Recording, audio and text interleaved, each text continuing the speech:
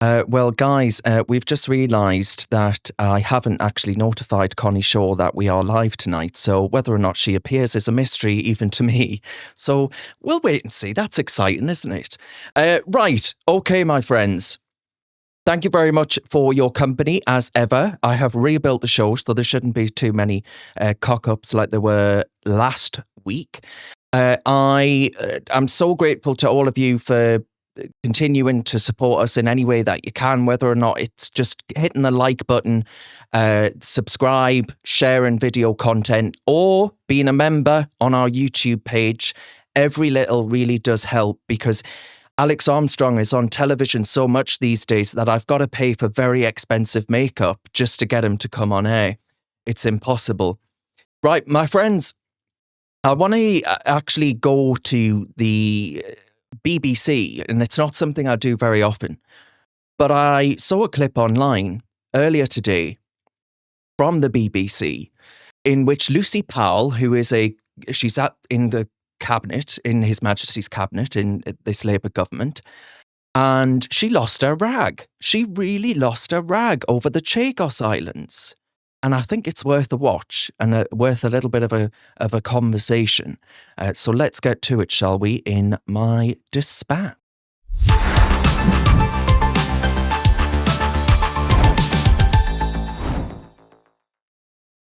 I have news, breaking news. Connie has indeed arrived, so she did know she was coming here, so that's very good news, isn't it? We'll see her beautiful face in just a moment. Am I allowed to say that anymore? Am I going to get cancelled for misogyny or something? I don't know. Anyway, I can't keep up. I'm 31 and I've been cancelled more times than every iteration of the Sugar Babes. It's quite extraordinary. Right, okay, my friends. These negotiations were started under Liz Truss. The negotiations about the future sovereignty of the Chagos Islands. The biggest island is Diego Garcia, on which there is this UK-US base.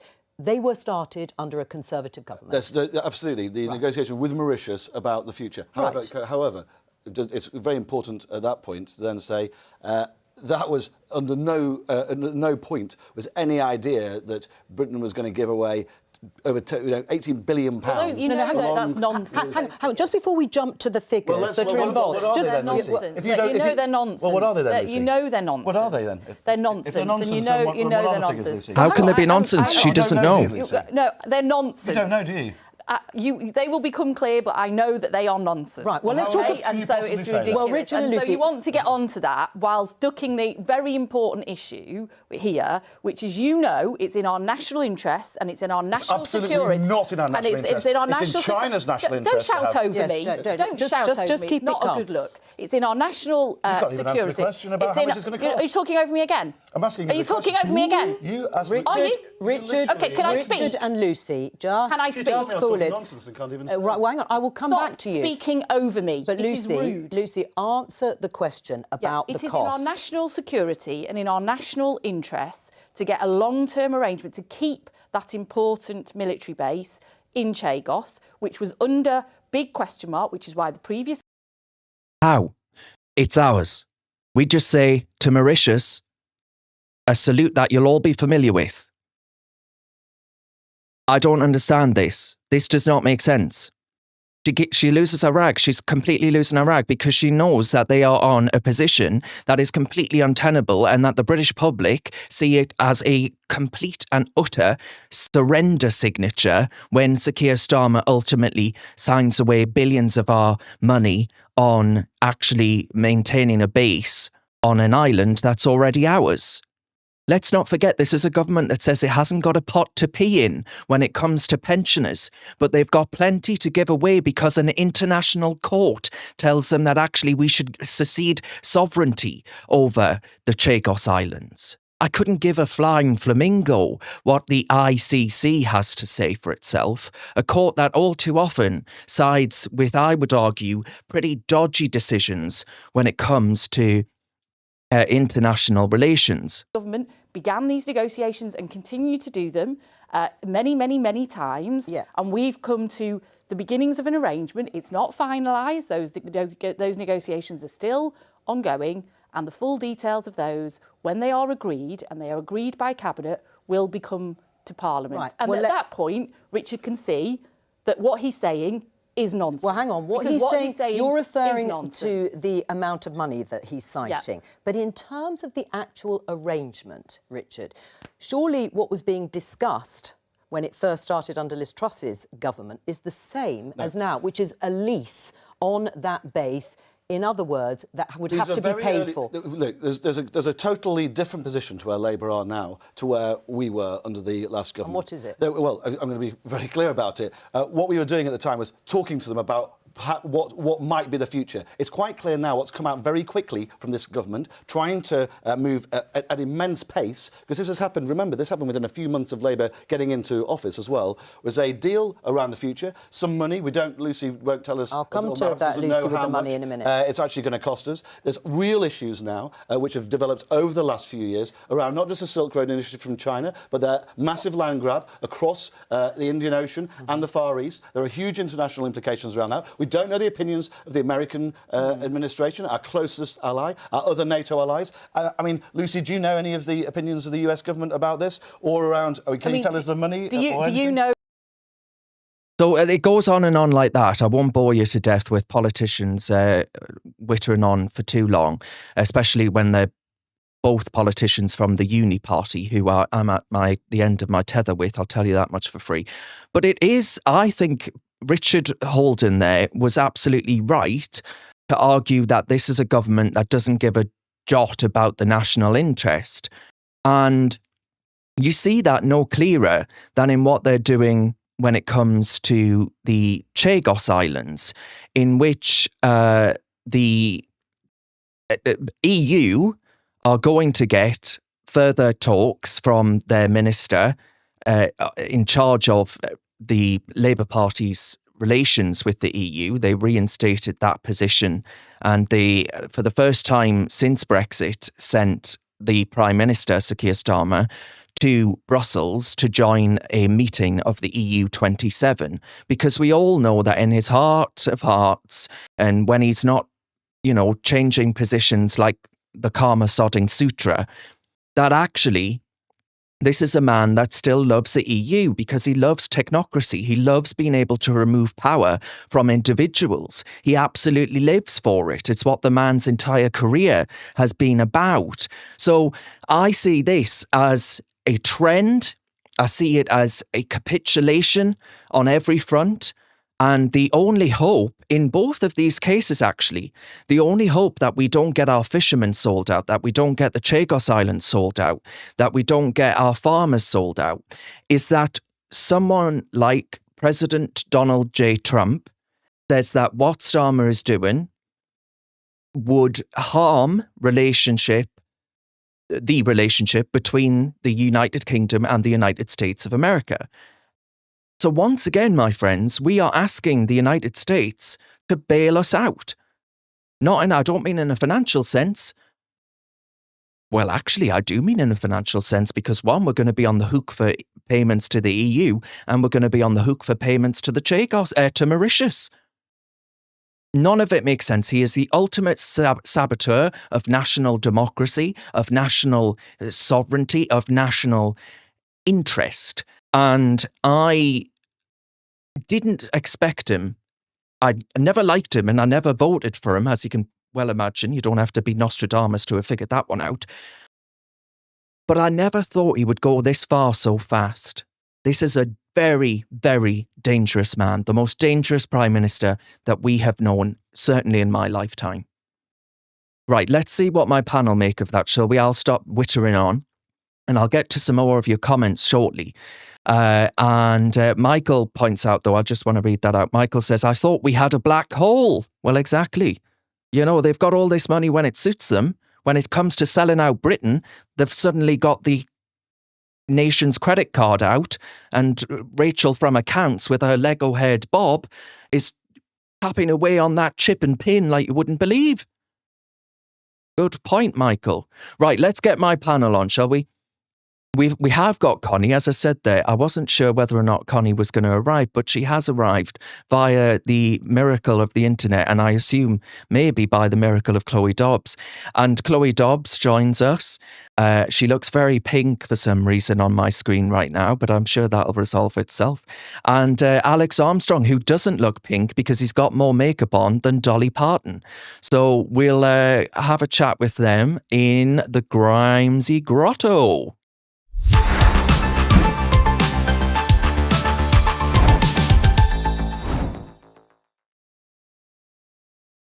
Oh, yes, I have to actually build this. Apologies. Pretend everyone's there. Pretend everyone's there. I'm bringing them in.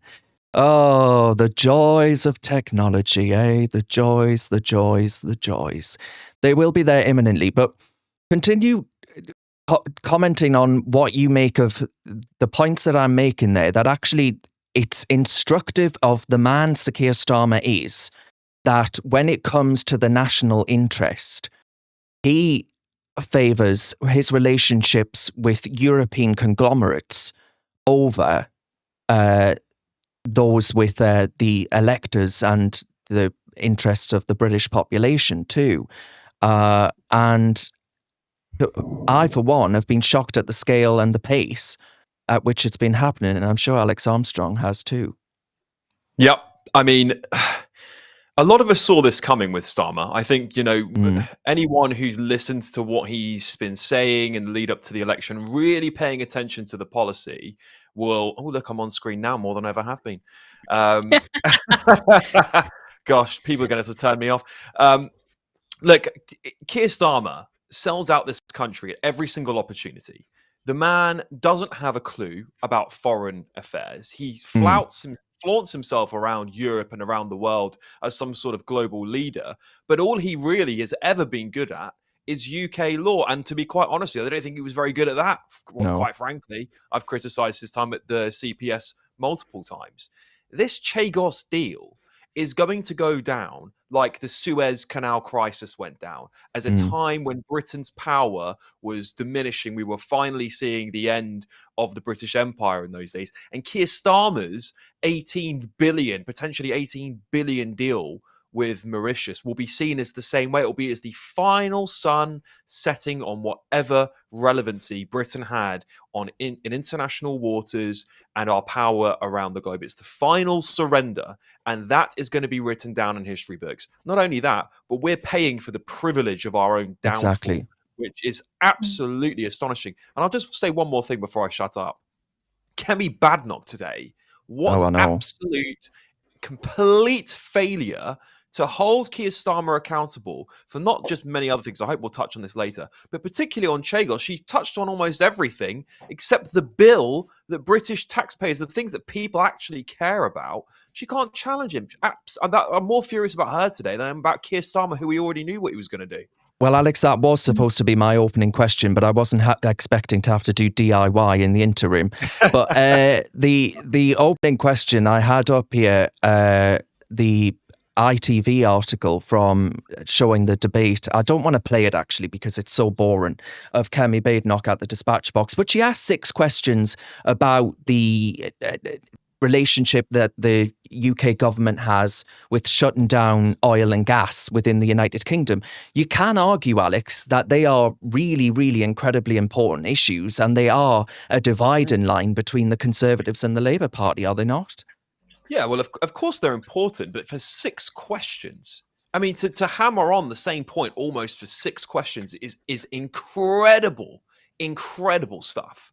I mean, she's not only missed the ballpark on holding Keir Starmer accountable for what many people are crying out for on his vocal coach gate at the moment. That was a complete and utter miss there, because he went there on the attack later on in PMQs. That's one failure, one. But 2, that bill is what people are angry about the most. If Mauritius were paying us for these islands, the taxpayer might say, actually, do you know what? We don't need it, and we're going to get a bit of money back, and maybe we can have some relief from all this financial pressure. But there's nothing about this deal that's good. And Kemi Badenoch failed to hammer down on that point. The thing that British taxpayers care about, that the British public care about, wasn't even mentioned. Listening and speaking to so many other journalists, including people who were there, were gobsmacked. Their jaws were on the floor going, what is this? The same with Southport just a few weeks earlier. She's completely missing the ball. She is not fit to lead. She is, I'm sure, a very capable woman when it comes to policy, but she cannot lead, and her team behind her are absolute shambles. Well, Connie, well, I thought during the leadership election that I wasn't sure who was going to be the better leader, Jenrick or Badenoch, but I thought at the very least, Kemi Badenoch will make PMQs more interesting because she's normally very, very fiery, can fire off fantastic insults and put people in her place. But she's actually been quite disappointing at PMQs, and it still seems like the Reform Party are doing the work of the opposition at PMQs, very sadly. And I just wanted to go back to one other point you made, Alex, which was you pointed out the fact that Keir Starmer doesn't really know anything about foreign affairs. And a prime minister, they're juggling a heck of a lot. You can understand when a prime minister is not going to be an expert in everything. But that's why you have a cabinet of people who are experts in their field. But who do we have as foreign secretary? David Lammy. He probably has even less of a clue than Keir Starmer about foreign affairs. I mean, David Lammy seems to think that handing away the Chagos Islands is decolonisation. I'm sorry, but Mauritius are not the rightful owners. I mean, is someone going to teach this man a simple history lesson? We mustn't forget Sudan, Chloe. We mustn't. That was his words. That was his words. Stephen, our good friend Stephen, says Reform are the only opposition. And I would agree with that, actually. And cycling for fun. You probably would as well now. Cycling for fun. I can't say I agree with that sentiment, but cycling for fun anyway, says Kemi collapses like a cheap tent at Prime Minister's questions. And Always Pooh says all four of you are great on GB News. That's very kind. And then before I get to Connie, Veteran says I need tech support. Veteran, you are looking at the tech support. So, Crap Creek without a paddle. Right. I am actually normally quite competent at this sort of thing, by the way. It won't happen late next week. I know I said that last week, but it won't happen next week. Connie, right. The point there, you've been very sympathetic about Kemi Badenoch, especially her stances around sex and gender, and really taking quite a hard approach there. But do you think that Alex has a point to say that on Southport, she totally missed the public appetite for Sir Keir Starmer to get both barrels on that issue, and on the Chagos Islands, that actually she ought to have been standing up for national interest? Or maybe Keir Starmer's got a point and she knows something that we all don't know, and that's why Liz Truss's government got into negotiations with with Mauritius in the first place. Well, this was a point I was going to make. Like, I'm obviously not an expert on foreign policy, and I've been trying to understand this. I don't know the history of the island, and the relationship with Mauritius, but I think it's so hard when all the public are hearing that there's potentially £18 billion being spent on this, and it's not being explained to them why. So what else? I think there is clearly something else going on that we're not being made aware of, but I do agree, Alex, that she is missing consistently open goals when it comes to PMQs. Although the point about the voice coach Partygate thing, I think ultimately I'm not sure what you expected her to do with that, because I think if she had asked the question, she would have had the same response from Keir as did the MP who did ask the question. I think that was probably, Yeah, I think it's the way you ask the question, and I think that's what the smart people behind the scenes are. I mean, you can ask things that are very direct to the Prime Minister, such as, do you think the public would agree that a vocal coach is a key worker? It doesn't, what you expose is what Guido Fawkes mentioned later. In his response, he didn't say that he He didn't say that he hadn't broken the rules. And therefore, is he deflecting? And these are the sort of questions that the leader of the opposition, as Keir Starmer did to Boris Johnson, repeatedly, week after week, grinds on them and causes a media fuss that forces them into a difficult political position, to even leading to Boris having to resign in the end. That's the sort of opposition you need right now, particularly when Starmer is so weak. But she doesn't take these opportunities. She doesn't use them. And the public want blood. They do. But if the leader of the opposition won't do it, then the Labour Party are going to think they're safe, because all they see is the Westminster bubble, unfortunately. Yeah, it's true. We'll get on to a little bit of the Metropolitan Police decision not to investigate Sir Keir Starmer, despite the fact, of course, they give fixed penalty notices to Boris and Rishi for cake in Downing Street. You've got a random woman as an essential worker travelling up to help you with your vocal cords. I mean, come on. On Christmas Eve. It's not just a fixed penalty notice, Darren. It was essentially, the end of Boris Johnson's time as Prime Minister, because that's what it ultimately led to. Fixed penalty notice is just a thing on the side. But Keir Starmer, he said he would resign if he was investigated by Durham police in another issue where he was seen having a curry.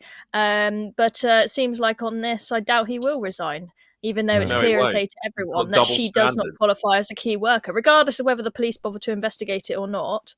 We can all see clear as day. It's not fooling anyone. 100%.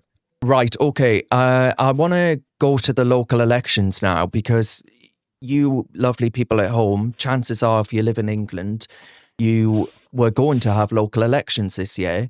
And Angela Rayner stood up today and said that she's postponing the local elections for millions in a blow to, of course, the surging Reform Party. And we'll discuss a bit more. I want to go through actually how the Labour Party acted to Nigel Farage today. They're terrified. Take that from me. They are absolutely terrified. But Angela Rayner cancelled the local elections for 5.5 million people amid a growing outrage over inflation-busting council tax bills, which, as Alex has pointed out before, they pledged not to do that. They pledged that taxes and all these other things wouldn't rise. Well, they all have. And this comes weeks before the planned polling day. And 9 areas, so if you live in Surrey, if you live in Norfolk, if you live in Suffolk and Thurrock, they'll be postponed to allow for the reorganisation of local authorities. So this reorganisation means district councils will be scrapped and merged into counties to produce these new unitary councils, large beasts.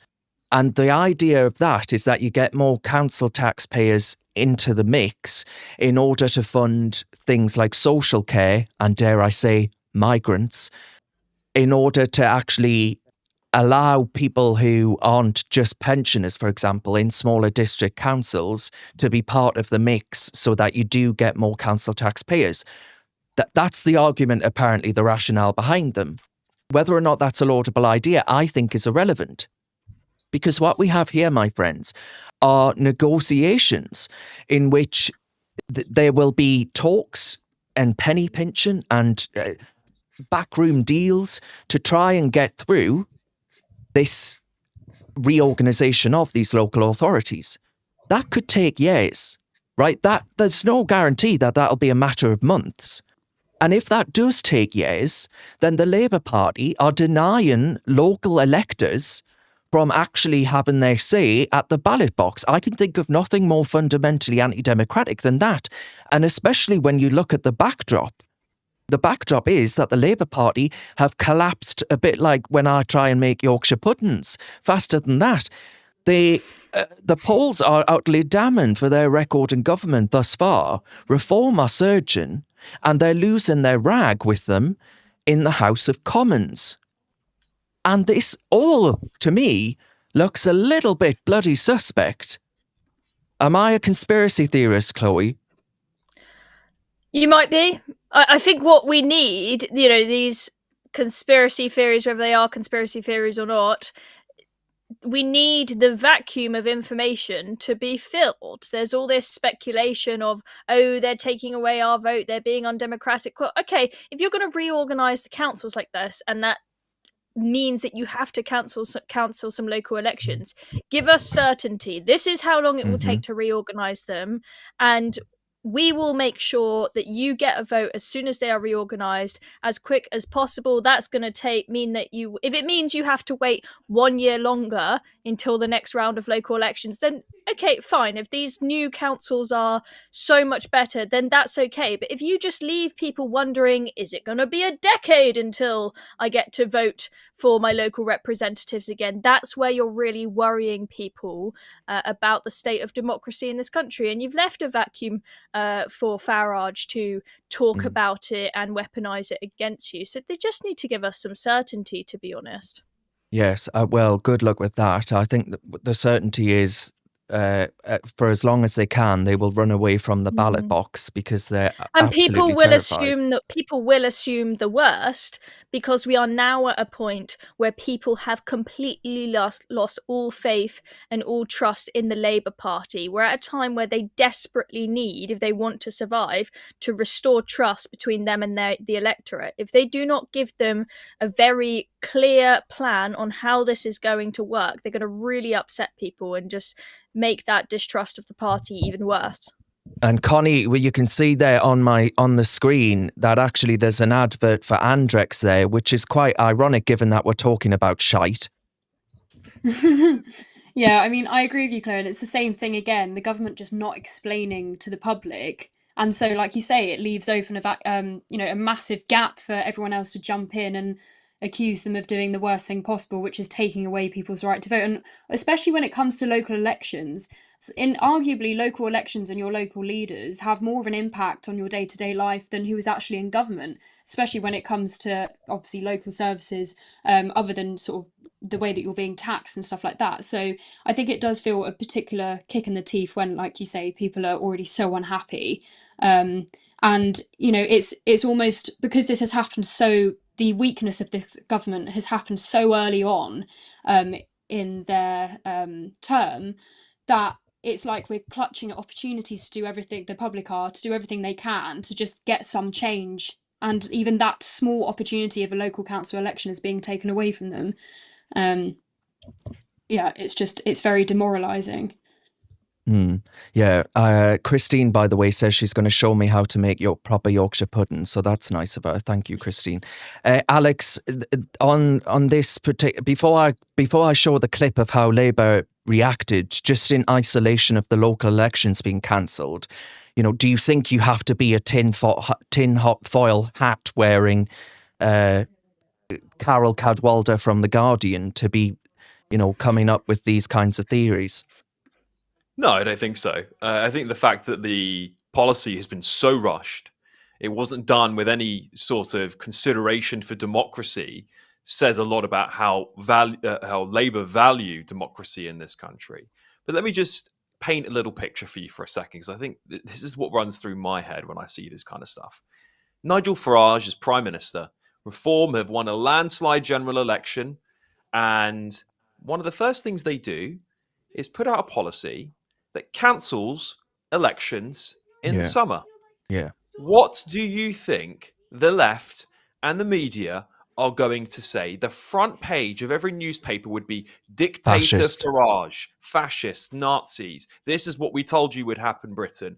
The double standards here, again, are utterly so blatant and flagrant. And I want the British people to bear that in mind, because if this was a right-wing party doing this, the response to this would be magnificent, over anything you've ever seen before. I agree.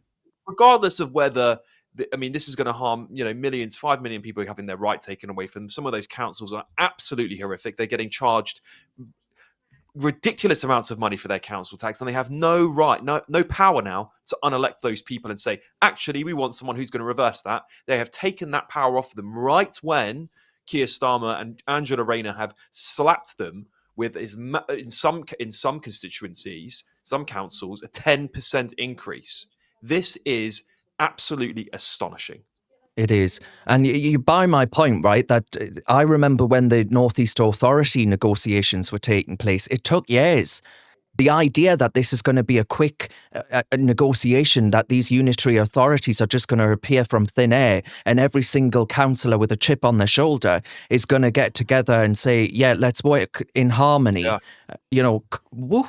If you've ever tried arguing with local councillors, you know that they will argue for 10 years over one fucking pothole. So are we? Yeah, but my point is, this is going to take time for them to agree on what the new structure should look like. That's for sure. Exactly. But are we not going to have a right to vote in the interim whilst this is going on in the background? You should have a right to decide whether you want this for your local area. This is the crazy thing. Yes. This is devolution, yet British citizens are not being allowed to decide whether they want this. This is devolution to another set of politicians who are intrinsically worse than the ones you put into Westminster. They are worse, they are less qualified, and particularly some councils are just made up with one party, like Liverpool. And in Richmond, where I am, there's just the Liberal Democrats. There's no balance, there's no accountability, and so they'll do whatever they want. It is so incredible to me that we've allowed this to happen. I agree. The British Patriot says all the people living in those 9 authorities should stop paying the council tax. I don't advocate you doing that because I don't want you to lose your house, but equally... I can understand the sentiment. We used to have revolutions over this, like we used to have revolutions over like 2% tax charges, and we're now comfortable with what's going on in our country. That's why America exists. Exactly. America I think people went and fled and started a whole new country because of 1 or 2% tax, and here we are with loads of people paying over 50% tax after you account for the VAT they pay at the shops and everything. So many people, they're over half of the money they make is just going to the government. It's bonkers. And Alex, where is the revolution? We need more revolution. Alex on YouTube says, my council tax is going up 5% in Slough because Labour bankrupted Slough Council when they were in charge. And you're seeing that there are a fair few examples now of that. Paul said he also said council taxes would be frozen, or did he mean the pensioners would be frozen? Good point, Paul. Very good. Very good. I like that. And Stephen agrees with you, Alex, on that. And I agree with him. That was very good. And Alex also says Starmer is really becoming a dictator more and more, finding loopholes to get off criminal charges, cancelling elections, and using the CPS to get people thrown in jail for going against his narrative. Well, after the end of this stream, I think he's going to find a few more people to lock up. The box says Labour need more of our money to buy the illegals free PlayStations. Yeah, well. Yeah, and yoga classes and driving lessons. Oh my God, that was something classes. that... Yes. To be fair, though, if buying one PlayStation for a whole hotel means that they're not spending their time raping girls, taking pictures of little kids outside of primary schools, then maybe it's a worthwhile investment. Not that they should be there in a hotel in the first place, but just to add a bit of balance, Yeah, instead that is ridiculous that that's the situation that we're in. We need to occupy people so that they don't rape and pester little kids. What are we giving them? Give them Grand Theft Auto and Call of Duty. That won't radicalize them. Yeah. But Connie, you were going to say we're giving them something. Oh, I was the like you said, Alex, the circus skills thing. That was just like, this is just taking the piss. What sort of rehabilitation is that unless they are literally wanting to join the circus? I mean, I guess the arts are dying. That sounds like something Lisa Nandy would be in favour of getting our prisoners back into the circus once they're upon release. This Labour government, this Labour government could show them a thing or two about a circus. Took the words out of my mouth, Darren. The only clown in town is Sir Keir Starmer. Right, okay. So then sticking on the theme of reform, but this clip from Prime Minister's questions today, I thought it illustrates quite nicely the fear that the Labour Party have when it comes to reform. And the rudeness as well. And it was so rude. And actually, by the way, watch the Speaker of the House of Commons. He's a Labour Speaker of the House of Commons. He's meant to be this impartial observer. and adjudicator. But actually, I found him to be very biased in that performance. It's very quiet, this clip. Oh, why? Why have they recorded it so bloody quietly? Yeah, I realised when I posted the clip about it on YouTube earlier that it came out very quiet. Let me find another one, my friends. I will get another one because they've recorded that very quietly. That one's still quiet? Yeah, they're all... Hang on. What about this one? There we are. That's better. Thank you to UK John. I can't hear it. I still can't hear anything. Well, I think while Darren's doing that, it's important to note that every time Nigel Farage speaks, he is heckled, even if it's in the smallest room of people. They cannot tolerate his voice. They are for all of that. We must respect democracy. For all that, Jess Phillips. Oh, I don't want to be heckled by men. Look at what's going on their benches, and this is not just from the Labour benches. It's from the SNP, from the Greens, and everybody else. Right, we've got that now. There we go. Thank you, Mr. Speaker. If I can assure the honourable member for Rugby that Reform want healthcare to be free at the point of delivery.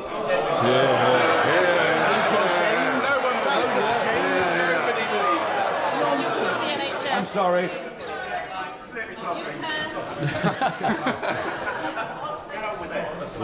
I'm sorry, Mr. Speaker. There appears to be some panic on that side of the House. I'm not surprised. To ask the Prime Minister, I'd like some advice, please. What do I say? Oh, they really are panicking, aren't they? How can he? Order. I want to get this question over with. All you're doing is ensure it goes on forever. Quick question.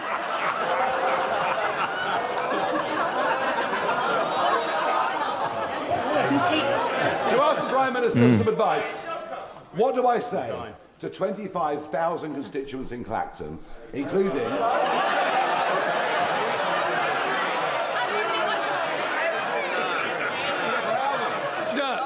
Either get on... No, you've got it. No, we're not both standing at the same. Look, I need a quick question, then I can get you the answer. How can he, you clown? What do I say, Prime Minister, to 25,000 constituents in Clacton, including 99-year-old Jim O'Dwyer, who flew a full set of missions on Lancaster bombers as tail end Charlie, as they're losing their winter fuel allowance, feeling the pinch, whilst at the same time we're prepared to give away a military base and pay £18 billion for the privilege of doing so. Mr. Speaker, he talks of panic. The only panic is people using the NHS who know that under his policy he wants to charge them for using the NHS. And what he should say to the people of Clacton when he finally finds Clacton is that they should vote Labour because we're stabilising the economy and boosting the Dems. Stabilising the economy. I mean, I bet Starmer spends all his time in his constituency. I don't. Well, even he know doesn't. Which He one spends it a bloody. I know which one it is. It's in Islington. It's called what is it? Highbury in Islington or something like that. Anyway, but No, the fact. St Pancras, St Pancras and Kilburn, is it? Is that it? Anyway, something. Someone will tell me. It's a North London seat. It's definitely the Islington part of the world. But look. Yeah. The fact of the matter is here, what we have is a perfectly legitimate question that Farage was trying to ask. It was impossible for him to ask it because of the baying dogs, 400 of them, teeth and claw, on the other side. And the speaker seemed to be siding with them over Mr. Farage trying to ask a question on behalf of 4 million electors who voted for the Reform Party in last July. So I was amazed on several fronts here. One, the sheer ineptitude and fear of the Labour Party. Secondly, the cowardly cop-out response from Labour and the way in which they're going to try and tell the British people that Labour are going to sell off the NHS. Newsflash, my friends, no one would buy it. It's on the bones of its arse. Even Elon Musk couldn't afford it. And thirdly, the fact that he didn't engage with the question at all. You know, why are you paying for the Chagosian Islands when you're not willing to pay for pensioners who have fought for the liberty and freedom of this country? And yet you're handing over money for a territory that we already own from the British taxpayer, from people like Nigel's constituent in Clacton, who is honoured with military rewards. The whole thing was bizarre. And Lindsay Hoyle, I've changed my mind on him, because after John Bercow, he was like a breath of fresh air.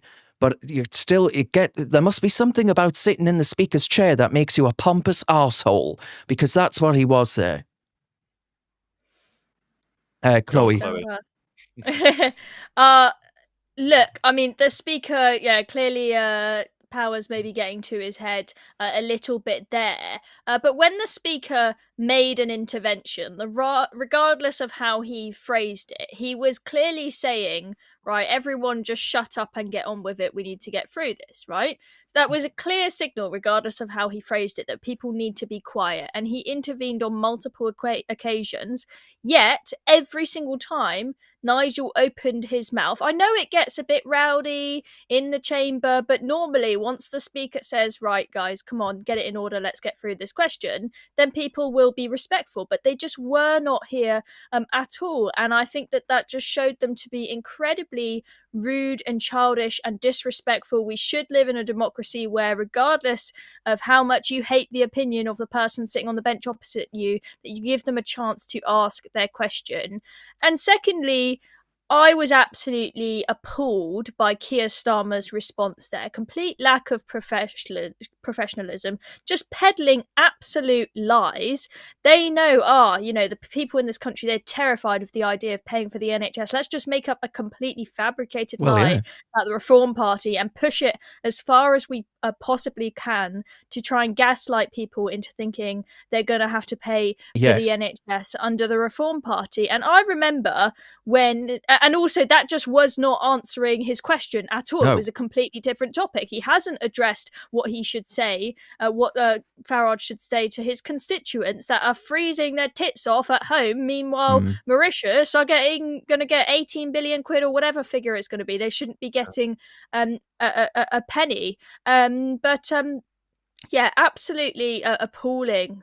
From Keir Starmer there. Well, I agree. Cycling for Fun says, that's rich from Never Hear Keir on Farage not knowing his own constituency. Stephen says, isn't Starmer's constituency Davos? Which I thought was quite a good one. And KTS says Farage has never said they will charge the NHS. Yeah, I mean, and also the idea of wealthier people paying for healthcare, newsflash, they already do. I mean, that's what the Labour MP said, that he wants wealthier people to pay for healthcare.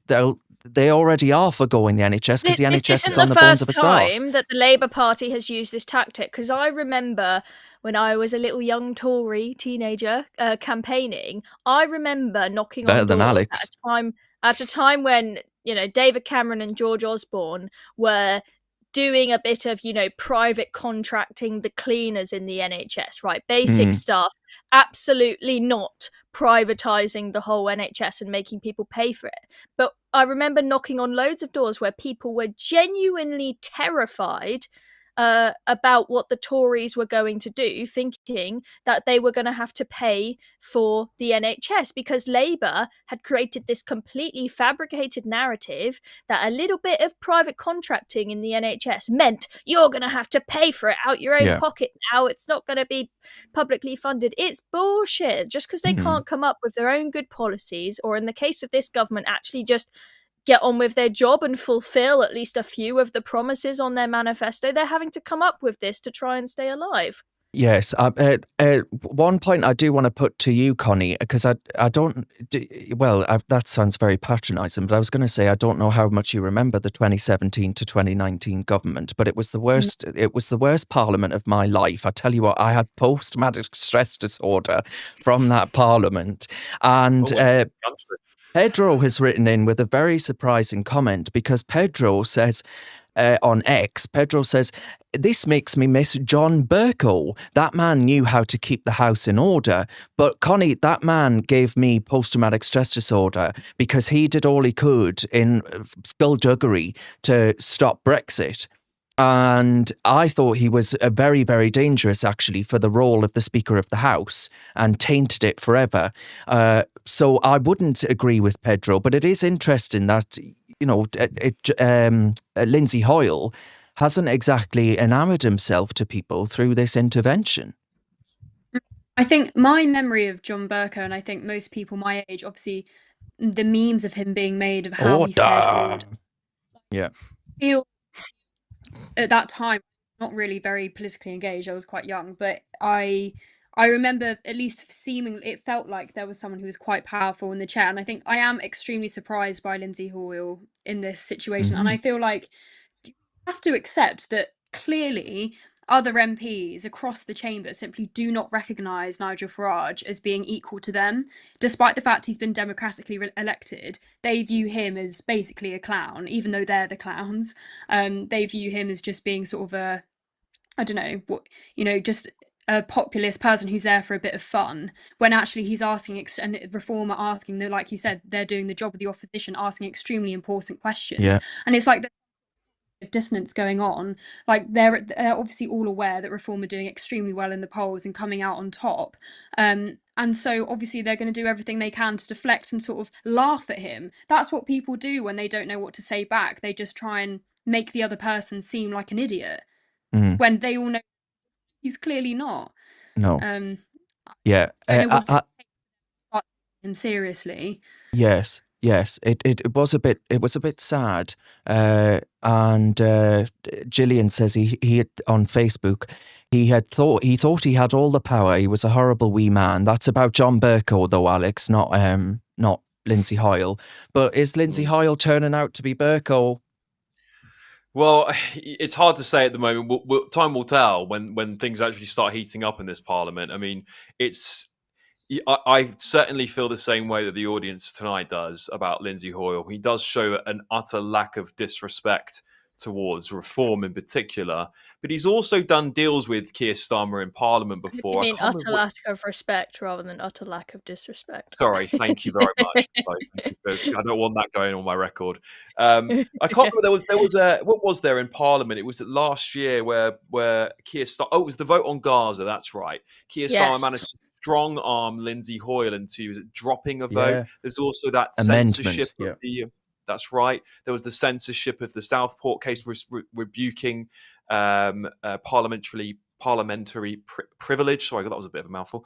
As well. So I mean, he's clearly biased towards Labour, and I genuinely don't believe. I think if your speaker comes from the party that's sitting in government, you must have a speaker from a different party. I think that's the only way to ensure fairness in Parliament, because at the moment you have a House of Commons dominated by Labour. Then you have the speaker who is also a Labour politician. Simple as that.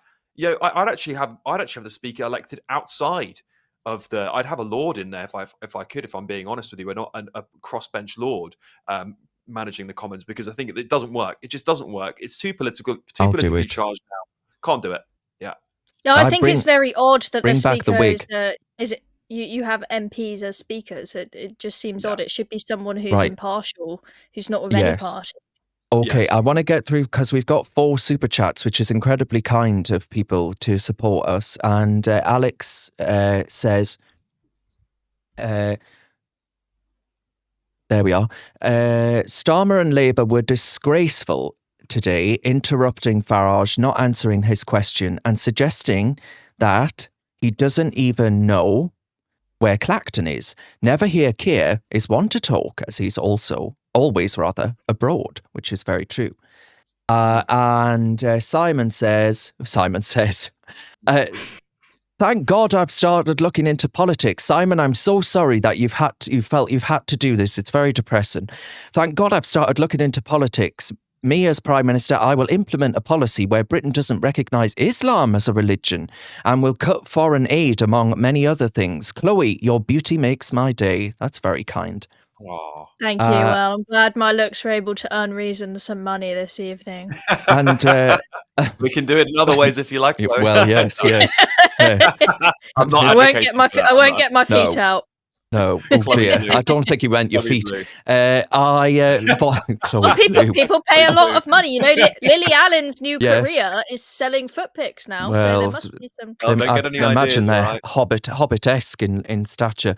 But Bon Louis says on Starmer's Throatgate, and by that he's not being Bonnie Blue Rude, he means the vocal coach. Is it 3 years after the crime or 3 years after the law is revoked? If the latter, it expires on the 24th of the 2nd, 2025. Well, we'll get into a bit more of that and the reason and rationale behind it in just a moment.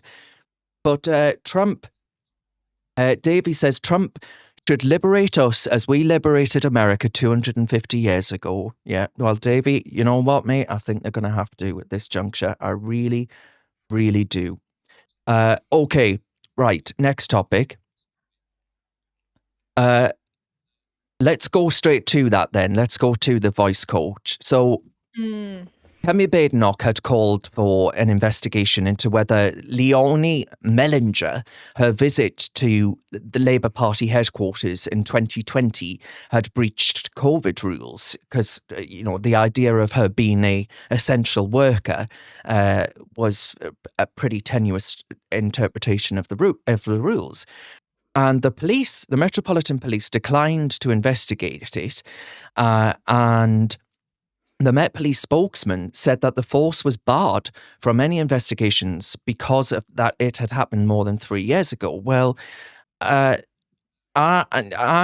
definitely been around long enough to have seen examples and interpretations that say that is total nonsense. The specific legislation would be used by police forces dealing with alleged offences during COVID has a 3-year deadline for initiating proceedings. This alleged incident falls outside this timeframe. No action will be taken.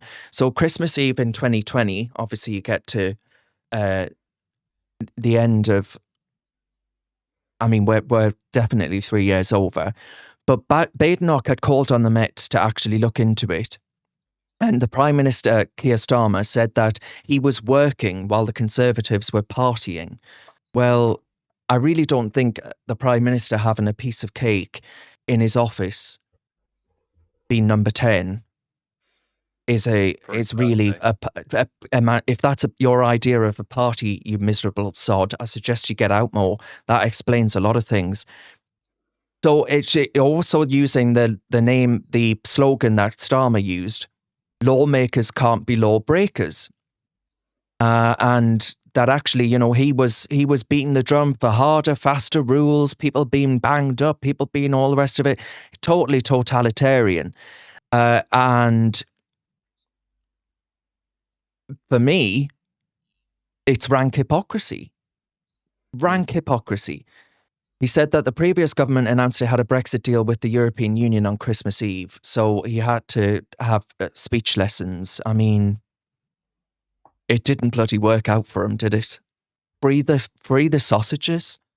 What he said instead of hostages? How much money did Labour Party spend on this? That's what I want to know. It's absolutely unbelievable. I was on GB News talking about this last night because obviously this has been a big story. And what you're hearing from the left now, which is so bad, it got me so angry last night. Yeah, I saw that with that horrible Liss character. Jonathan Liss, yeah. And, they say, oh, it's petty. You're all being petty now. This doesn't matter. This doesn't matter. He was in opposition. I was about to say, F off. Because you lot, all you lefties, and all the media, and all the Labour MPs threw their arms up in the air as if Boris had launched nukes at France. It was insane. It was like end of days level targeting Boris for that cake. And to be quite frank with you, the hypocrisy coming out of their mouths makes me feel a bit sick, because there is one rule. It's so clear. 2-tier Keir couldn't be clearer, because it's tier 4 Keir now, isn't it? It's tier 4 Keir. It couldn't be clearer, because there is one rule for him. It's always a second separate set of rules for people they like. I was up in arms about Boris Johnson breaking the rules. Many people on the right were. He lost all of his support. But there's nothing changing on Labour's side. He's keeping all his support. People have got to wake up and see that they will go after you. And when it comes to them, they won't blink an eyelid. They'll just laugh at you. I mean, I was angry about Boris Johnson, but like it was sort of I wasn't angry because Boris had done it. I was angry because people had to forego holding their mother's hands. Exactly. In a very personal case that happened. My mother was told she couldn't hold my grandmother's hand as they buried her youngest daughter. So it was just like, you know, the idea that there's this horrible, deadly plague enveloping the nation, and yet they could find the time to get up to this stuff. But if there was a deadly viral plague and your vocal coach was traveling the country to get to you, then 50 miles. You wouldn't believe that, would you? You wouldn't actually seriously believe that this was a really, really deadly, horrible thing that you must not spread and you must keep contained. Like the deceit of the politicians throughout that era really was incredible. And I go back to that point actually, which was even then Nigel Farage was one of the only voices that dared ever question the efficacy of everything that we ever did. Yep.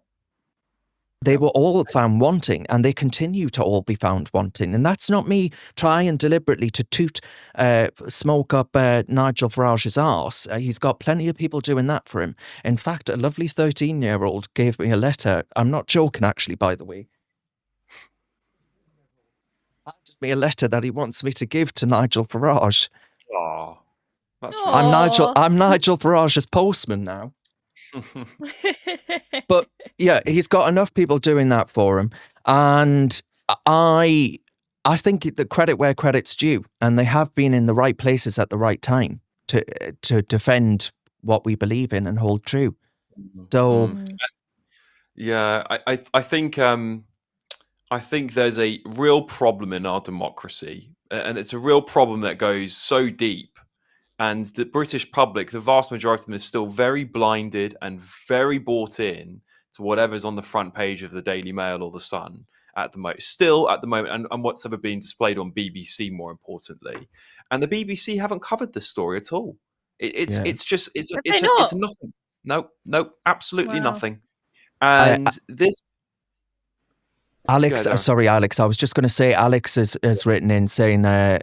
With a super chat. Thank you very much, Alex. He says that the voice coach in question used to be married to Robin Asquith, the star of the 1970s comedy Confessions films. Confessions of a Prime Minister, Alex asks. Well, there were some whispers that he was shagging Lord Ali, but well, I'm starting to get... this is my theory. This is my theory about this, right? This happened on Christmas Eve. I mean, you know, Starmer, given that he says he normally clocks off on a Friday at 6 p.m, is he really working on Christmas Eve?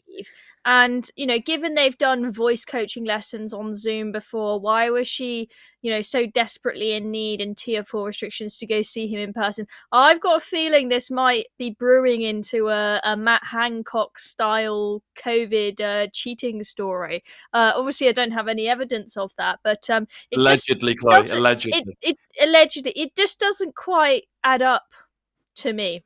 No. The story that we're being told about this. It's so suspicious. I don't think it's going to go away.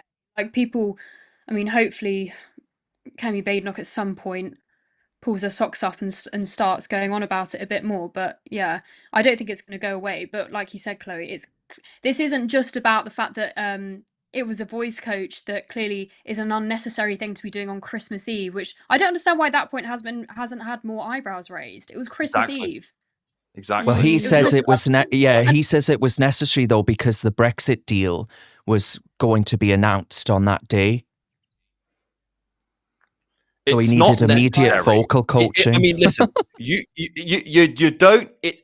Fine. You can say I want to have my vocal coaching. Why can't he do it on Zoom? It doesn't make sense. It does sound like a massive innuendo. She was seeing. It does, yeah. Zoom, like it wasn't. Maybe she'll say yes, but it was Keir Starmer. It was the leader of the opposition. I had to see him in person. He's a special customer. Yeah, Well, a and special still, client.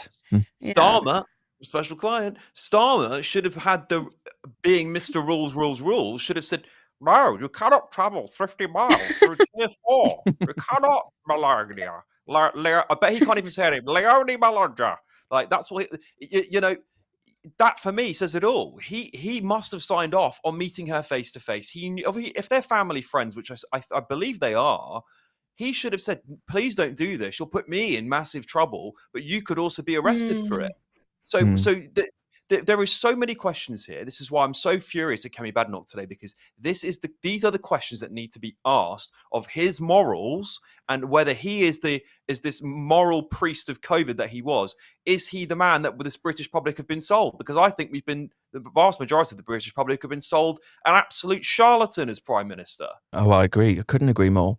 Right, okay. Let's move on from Sir Arse. What? Sir Arse. Right. You might not know who this is, folks at home, but her name is Sam. I just thought this was an interesting story to cover, actually, because it throws out a lot of identity politics-based themes. Sam Kerr is a star that plays for Chelsea, and it's either Australia or New Zealand. Australia. I beg your pardon to anyone from New Zealand listening. She's a Chelsea star who she was pulled over after very dangerous and erratic behaviour. And apparently she was terrified for her life before she called a police officer forgive my language, fucking stupid and white, right? And she is now alleging that the police treated her differently because of the colour of her skin, despite the fact she singled out this officer for the colour of his. Here's a little tester. Right. Did you stay on the phone long enough to even speak to someone? That's the thing. Okay, but they wouldn't do that though. Oh my God, they wouldn't do that. You should have spoken to the. Stupid and white. Honestly, you guys are stupid and white. Okay. I'm looking you in the eyes. Why are you I'm looking you in the eyes. Like, that's fucking stupid. I'm fucking over this. This is the world fucking problem. Wait on the call. Wait on the call. Wait on the fucking call. All right. I'll go over at the moment then at 3:17. You're under arrest for criminal damage because there's an allegation that you've smashed that taxi window. You're also under arrest for racially aggravated public order for the comments that you've said. So the reason that's fine. So a taxi smashed up, right? So allegation there of criminal damage and harassment under the Public Order Act of 1986. The offence carries a maximum sentence of 6 months to 2 years imprisonment. Now, this is clearly just a deflection because Kerr's father is of Indian heritage and was born in Calcutta, but it was noted in court that she identifies as white Anglo-Indian. I mean, the identity politics of this woman is pretty phenomenal. I think she's ticking loads of boxes, and now she's utilising that box ticking to actually, to try and get away from get herself out of trouble. But you see what I mean on this, right? She's a female football player. She's sat there with her lass. She's just pointed out this fella has white skin. If that was a Premier League football player, a male Premier League football player who was, let's say, Jordan Henderson, or let's say whoever, I would pick the lad from Sunderland, wouldn't I? Suspicious. Jordan Henderson had smashed up a taxi, and then he said to a black police officer, "You are stupid and black." Can you imagine? There would be media condemnation like you wouldn't believe. She wouldn't be getting her side of the story told. It would be complete condemnation, an open and shut case like that. So I just see this as the crux of identity politics. I really do. I thought it was interesting, but yeah, go ahead, Chloe. Well done to the Times for covering this, but I'll be Yeah. honest, Darren, this is the first time that I have seen this story. As you say, if it were the other way around and you switched up the skin colours, I would have known all about it, and it would have been the top of every single newspaper, and it would be considered extremely racist. And well done to the police officer there for actually calling out the fact that what she had said was racist. But yeah, it just seems like in society, one type of racism is allowed and another is not. And that is just absolutely not right. Clearly, you can see the way that she is behaving there. She is clearly in a very deranged state, and And I can aggressive, understand. actually. And so I can understand why she was arrested, but I'm sure she will try to make it out that she was only arrested because of her skin colour, and it's absolutely not an excuse. Connie, where are you at on this? Because you've been brought up in this world that is exclusively focused on not what you can offer the world, but in what actually you present to the world. And I wonder, is this Sam Kerr? She sounds like a horrible piece of poo, actually. And that's not me being racist. Before someone clips that up and says, "Oh, he's talking about the color of her skin." I'm not. Her attitude stinks of shit. And actually, I would say that this is just the culmination of a victim hierarchy of rights. I completely agree. And I actually just looked up how old she is because I thought this has to be someone who's sort of on the younger end of the spectrum who is really bought into all of this identity politics stuff, and that she must automatically be being oppressed because of her skin color. She's 30 years old. I think that's almost a bit, I don't know. I think, yeah. But actually, last week I went to a meeting that was put on by Leeds Student Union and local councillors, and Alex Sobel, the Labour MP for Leeds Central and Headingley, came, and one discussion we had was about safety and about the fact that the student area in Hyde Park, it has some of the highest burglary rates in the country, and they were saying, would police presence make you feel safer? And one of the first responses from a student was, well, the police sometimes treat people, the way that they treat people of minorities, I don't know whether students really trust the police. And that wasn't just about other students, but she felt that way as well. And she was she's Canadian, but looks white. I think she had mixed heritage, but she's come from Canada. And yeah, it was just to hear that response when I'm living in an area where she was telling a story about how a man broke into her house and himself was covered in blood. Yet she's more concerned to treat people of minorities and the fact that her herself has experienced a horrible crime. And yeah, it's just a clear example of this idea being drilled into people. But I'm surprised.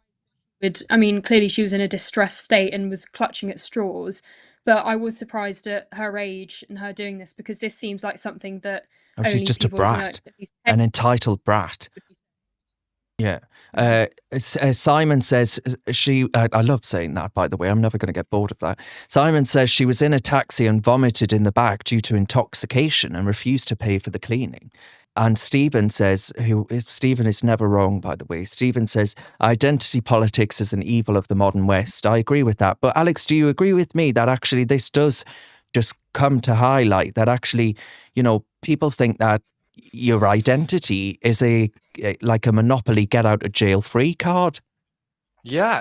And do you know what shocks me the most about this story is that she sat there in a police station and made racist comments. She felt she could. This is how. Exactly, Darren. She felt that she could say that. She felt that that was okay. They are taught. You are almost taught these days. This younger generation. I'm 34 basically, but it's been allowed that you can say anything about white people that you want. That white people are evil. That you can't be racist against white people. This has been allowed to fester in our countries across the West. It's mind-blowing stuff. Mind-blowing. To say that you can't be racist towards white people, that's why she felt she could probably say that in a police station. And I bet you her defense will be, well, I don't think you can be racist towards white people. And that's my opinion. Guaranteed. Well done to that police officer. I once gave my mum a lecture in lockdown about how racism was only possible from one side. I really did believe that you couldn't be racist to white people. People do. People genuinely do believe that. People do. Paul, I believe me, people in South Africa don't believe that, you know, when they're getting their white farms burnt down and massacred. But Paul says she is talking about Sam Kerr. She is one of the best female players in the world on the pitch, but obviously an arrogant little shit off of the pitch. But yes, my point is, so Paul, despite her talent, she thinks that actually she has license to use white as a pejorative. And that's deeply troubling to me. Alex? Can I just... Yeah, I was just came to my mind. You know, all of those campaigns in football these days, just stamp out racism. Yes. You know, are they going to be taking a stance on her for this? Are the FA going to come down on her for this and go, we don't accept racism in our institution? I don't think I've heard a single word. I don't think I've heard a word. Oh, they'll probably come out on her side. They'll probably come out on her side saying the police officers were racist. Wouldn't surprise me, Chloe. This is the thing. And if she doesn't get punishment, if it was a white I think female or male football player that said the same thing but replaced it with black, brown, or whatever you want, they'd be kicked out of the sport. They'd be done. That would be it. Career over. And if she's not getting the same justice, then I'm sorry that you've got two-tier justice in the football leagues as well. It's everywhere. Yes. Well, let's get on to our final... Are you doing breakfast in the morning, Alex? I am. Let's get on to our final topic then, because it segues into my brilliant conversation with Emma Webb on what's just happened in Greater Manchester by the Greater Manchester Police against this man who I will not name, who lit the Quran on fire and has been named and effectively issued a fatwa by Greater Manchester Police by doing so. And his address, by the way, so his family aren't safe as well. The Batley Grammar School teacher's still in hiding. All of these things need to be discussed. And we discussed that with Emma Webb, and I think there is no one better she has been soaked in discussing extremism and the Islamist ideology for many years now, so she was superb. But before we get on to that, another hero, is Sir Salman Rushdie, and he is preparing to face his attacker in court. Now, Salman wrote the satanic verses and had a fatwa put against him by the Ayatollah in Iran. And this man here stands accused of stabbing him 33 times on a stage in New York, many decades after the satanic verses was published. But this man saw an opportunity for world fame as a prized Islamist and did this. And there he is, this Heidi Matter. It led into court on Tuesday for the start of his ceremony for this trial by his attorney. That's what Salman looks like now. And this is just because he had written a book that was considered to be blasphemous. And he almost died. He was lucky to survive, and he's lost an entire eye. That eye's permanently gone now. But he's still out and about, still speaking at literary festivals in Colombia and all the rest of it. Now, the reason I show this is, one, because I have a great deal of personal admiration for the sheer bravery of this man, as I do for Ayaan Hirsi Ali as well, for her bravery. I can go on and on like that.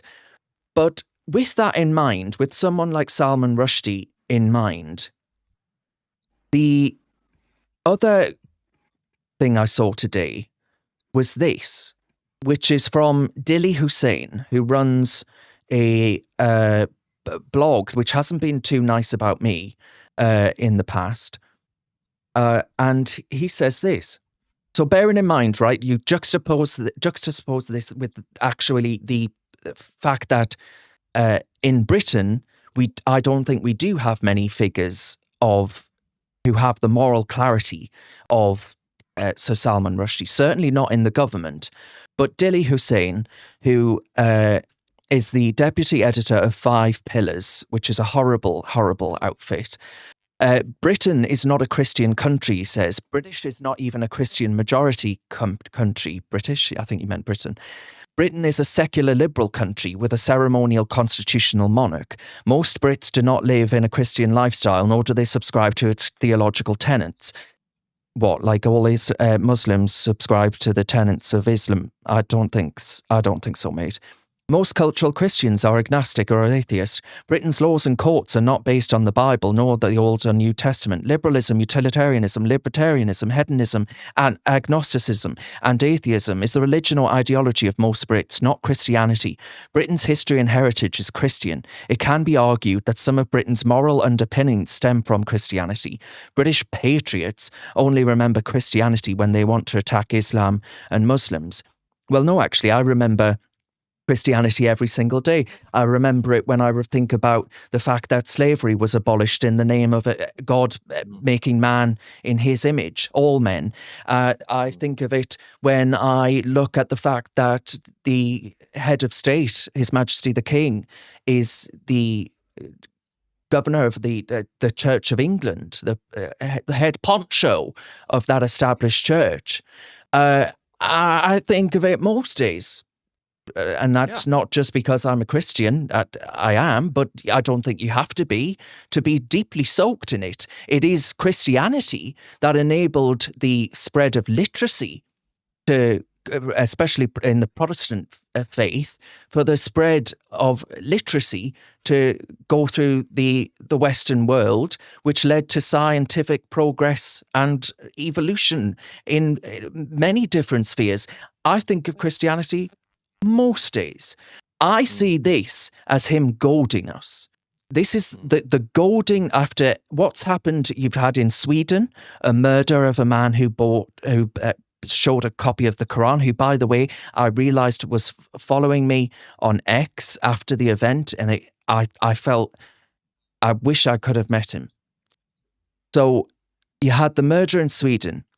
You've had the Quran arrest here in Britain and the effective fatwa placed on his head. You've got the Batley Grammar School teacher still in hiding. There are countless other examples that I could list up here in this little noggin of mine. But I see this as goading. This is to tell us that what we have isn't worth a damn, that what we have isn't through the work of Christians over, 1,000 years.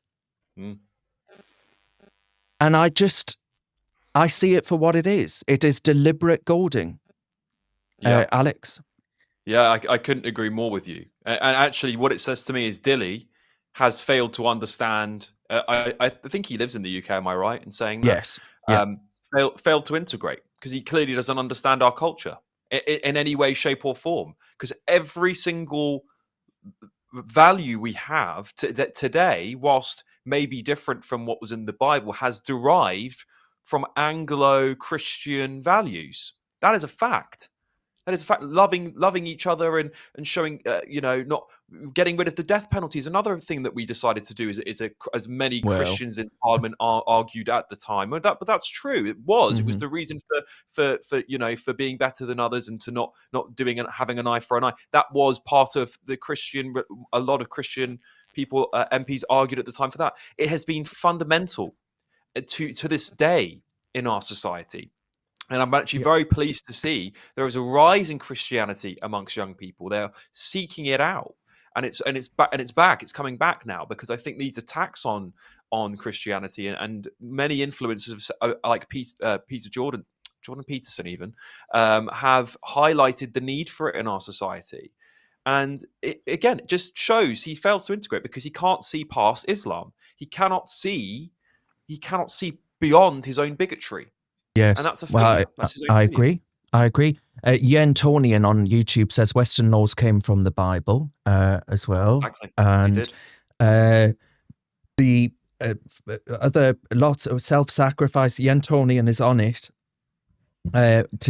tonight, and Skylar on X says, "Blimey, you must all be old." I beg your pardon, Skylar. I don't think so. Oh, well, Old before our time. Yes, exactly. But the two questions. So the first, I'll put this question to Chloe. Let Connie speak. All right, Connie, I'll put this one to you. Connie's not getting a chance tonight. Well, I've got a different question for each of you actually. But for Connie then, the idea of where do you stand on because a lot of people your age would say, well, it's ridiculous to speak as if there is a mythical pixie in the sky as they perceive the image of God. Where do you stand on the idea that Britain is a country that is deeply soaked within the Christian faith, and that actually it's worth defending that? Well, I have always been an ardent atheist and a huge fan of Christopher Hitchens. He was the first person that I ever idolized as someone in. And I think I've always been. I do accept that the UK is a Christian country. I do agree with you. I think that, like you say, for many young people, I mean, I wasn't aware of the fact that there was a surge in Christianity amongst young people. I certainly haven't experienced that myself. But I think, I just think this whole point is a very strange time to bring up this idea. It's deliberate, Connie, deliberate. It reminded me, Alex, you saying about the lack of integration.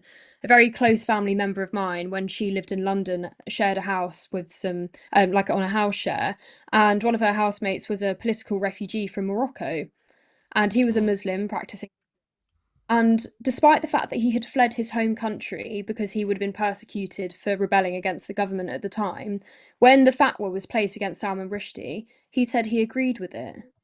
And it makes me so angry because I think that whether or not someone believes that this country is a Christian country or not, obviously Christianity is a big part of the country. When you think in the UK is Christian is different, but I think people like Dilly, I just think it's a blatant disrespect, and because not only isn't Christian, but he's also in a way sort of saying that even if it was Christian, then it can't have been a good thing for whatever reason.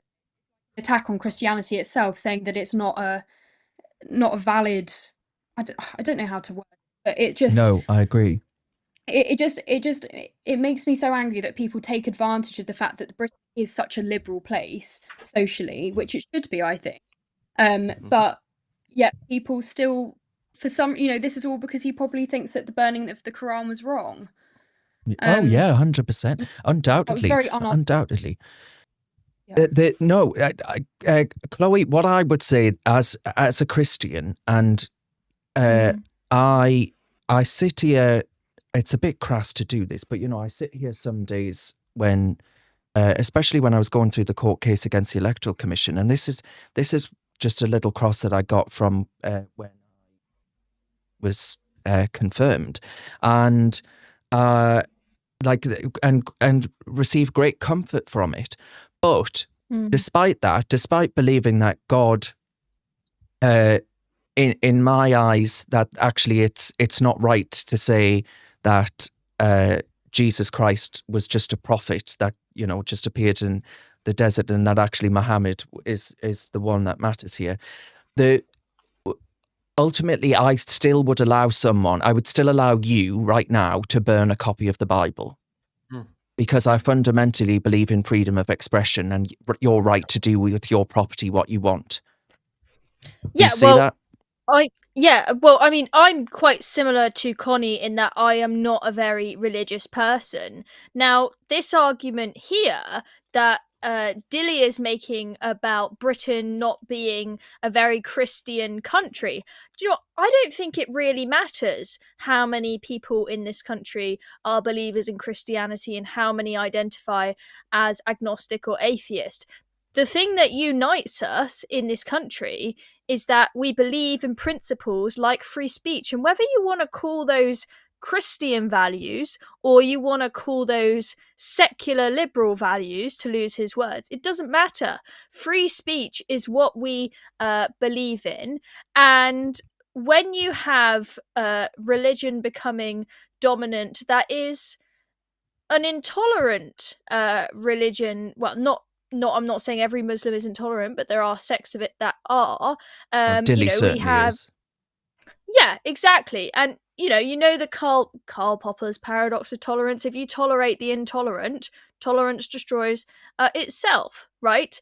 I don't want to, as someone who's not particularly interested in religion, I still am worried about a significant rise in a religion that, for example, says you should not be friends with non-Muslims. These are people that want to isolate themselves. They don't want to integrate and have conversations with other people.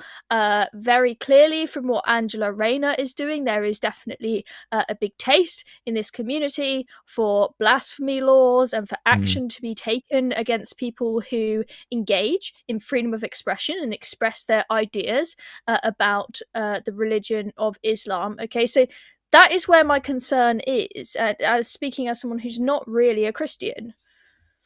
Yes. So I just don't think that this argument that he's made, I don't think it changes whether we should be worried about Islam or not. The question is freedom of expression, women's rights and whatnot under threat?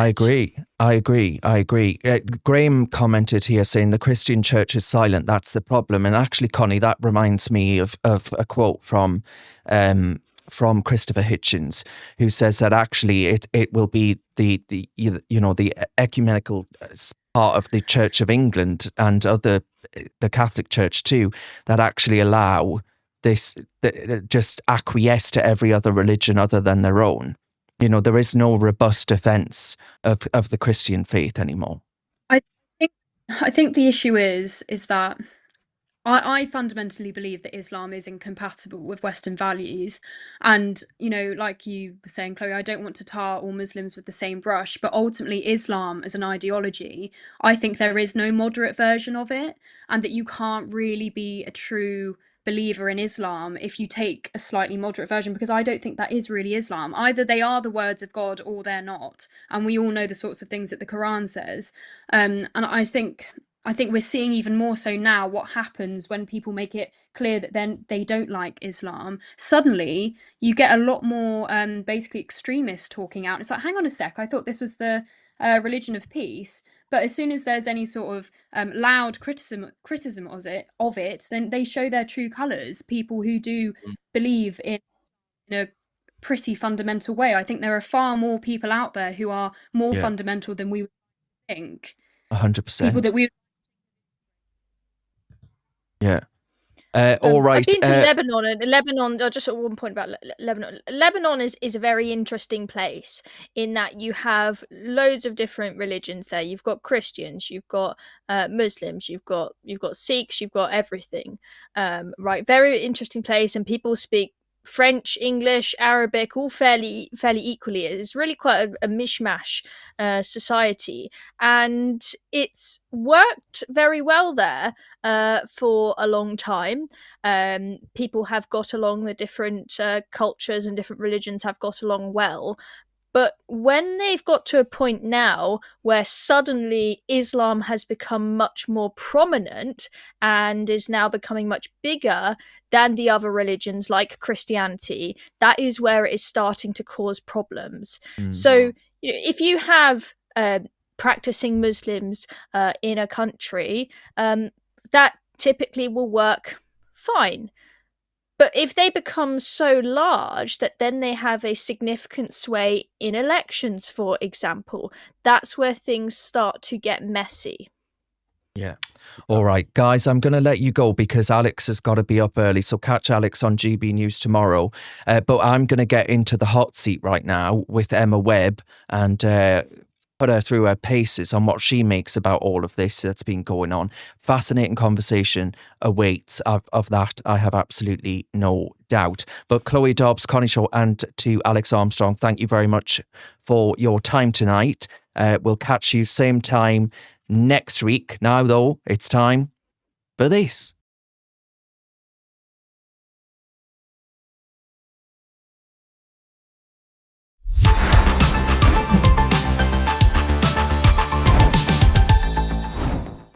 Hello and welcome to Reason's Hot Seat, the segment in the show in which the seat really feels the heat.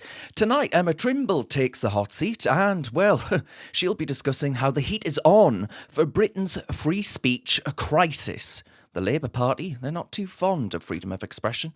Angela Rayner is setting up New Speech Police, a so-called Islamophobia council designed to criminalise criticism of Islam outright. And who's she reportedly getting to help her? Well, Dominic Grieve, the arch-Remainer who tried to overturn Brexit, now handpicked to police your speech.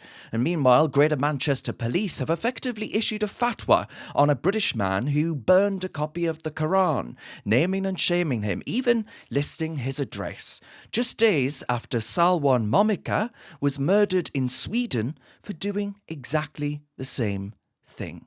Reckless in the extreme. And if that wasn't bad enough, Labour's hand-picked expert for the Islamophobia Council, a man called Qari Asim, a man sacked by the Tories for backing religious censorship, now set to advise His Majesty's government on what Britons can and cannot say about Islam. I don't fancy my chances, do you? So is Britain sleepwalking into blasphemy laws? Are our police forces enforcing religious codes? And just how dangerous is this latest assault on free speech? As I say, Emma Trimble is in the hot seat, and it's time to turn up that heat. Emma, thank you very much for your company. Thank you for having me. I'm excited to be back in your show, Darren. Oh, no, absolutely. You've just been telling me that I look like a reject from 2020 during the lockdown eras. But apart from that, Emma, we'll let you off. We'll let you off. I'm thinking that was the last time I was on. Yes, yeah, it might well be, actually. Straight after Black Lives Matter, and we were probably talking about free speech. That is well remembered. Now, speaking of free speech, the Free Speech Union, I've got to start first of all with that Greater Manchester Police decision to effectively put a bounty on a man's head for burning that copy of the Quran. You know, naming him, listing his address. And given that days earlier, as you'll well know, Salwan Momika, who I found out actually follows me on X, and I didn't know anything about this brave man, murdered in Sweden for exactly the same thing as we saw in Manchester. Are the police now actively endangering lives in the name of hate crime policing?